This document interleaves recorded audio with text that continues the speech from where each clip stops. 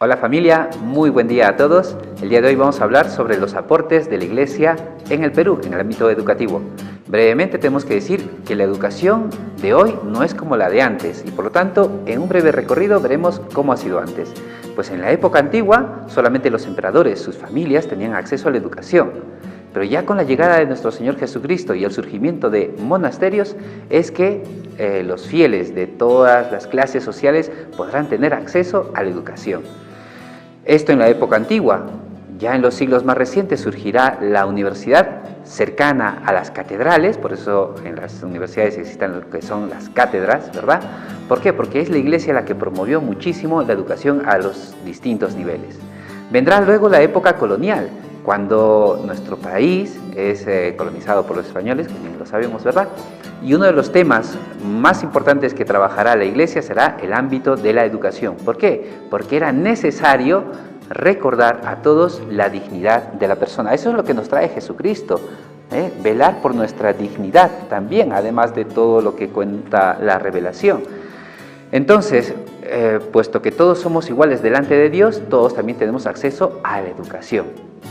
Surgirá uno de los grandes personajes que será Santo Toribio de Mogrovejo en el siglo XVI, quien promoverá los estudios a distintos niveles, sobre todo en nivel básico escolar, pero también hasta las universidades. Una de las universidades más famosas es la Universidad de San Marcos de Lima, que existe hasta el día de hoy, tiene más de 500 años de historia, bueno, casi 500 años de historia, y el día de hoy estudian ahí más de 40.000 estudiantes y hay 20 facultades. ¿Qué es lo que ha promovido siempre la Iglesia? Pues la enseñanza para todos, la defensa de sus derechos, una educación básica que podamos tener nosotros, el ámbito social, velando siempre el bien común. Pues bien, terminada la época colonial, entra la época republicana. Otro personaje también perteneciente a la Iglesia era un sacerdote llamado Toribio Rodríguez de Mendoza, que será uno de los próceres en la independencia del Perú.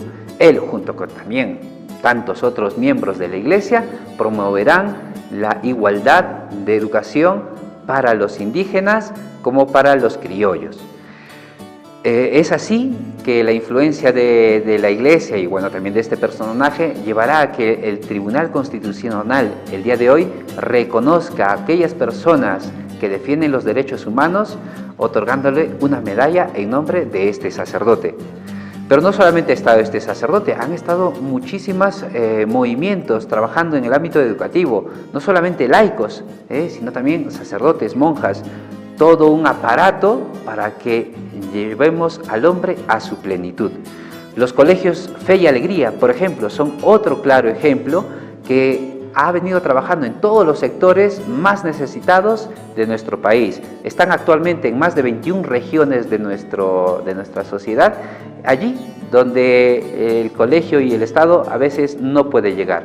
Ha dado en el Perú un trabajo a más de 7.000 profesionales en el ámbito educativo y colegios parroquiales ligados a la Iglesia, existen más de 800 actualmente en el Perú.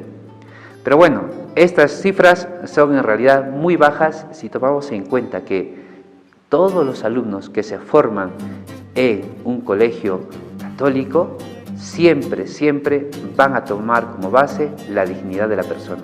¿Y por qué enfatizo la dignidad de la persona? Porque nosotros hemos sido creados a imagen y semejanza de nuestro Señor.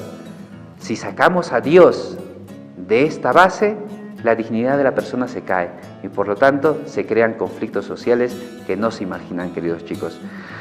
Pues bien, por eso la Iglesia también ha puesto a nuestro servicio la doctrina social de la Iglesia que nos dice cómo podemos vivir de buena manera en una sociedad, respetándonos unos a otros en todos los aspectos, no solamente religiosos, sino que este documento ya se penetra en aquellas realidades más cotidianas, el estudio, el trabajo, la salud, la política, cómo convivir bien para que todos podamos alcanzar nuestro fin. Y por último también la Iglesia ha puesto las bases para fundamentar el derecho canónico, aquellos ámbitos judiciales en los que se respetan los derechos de cada persona. Pues como veis, la Iglesia ha promovido siempre la educación de todos. Y aquí una pequeña cosa importante. Educar no es meterle cosas a una persona, sino más bien hacer que lo que hay dentro de ella, sacarlo afuera, conducirlo hacia su propia realización, que es lo que hace nuestro Señor Jesucristo cuando nos dice: la verdad os hará libres. Por eso, cada vez que nosotros nos acercamos al conocimiento desde distintas perspectivas, el derecho, el catecismo, las ciencias, las letras, el arte, lo que el hombre está buscando en realidad es la verdad. Y la verdad primera, queridos chicos, es que Jesucristo es la palabra y la verdad que nos lleva a nuestra propia realización.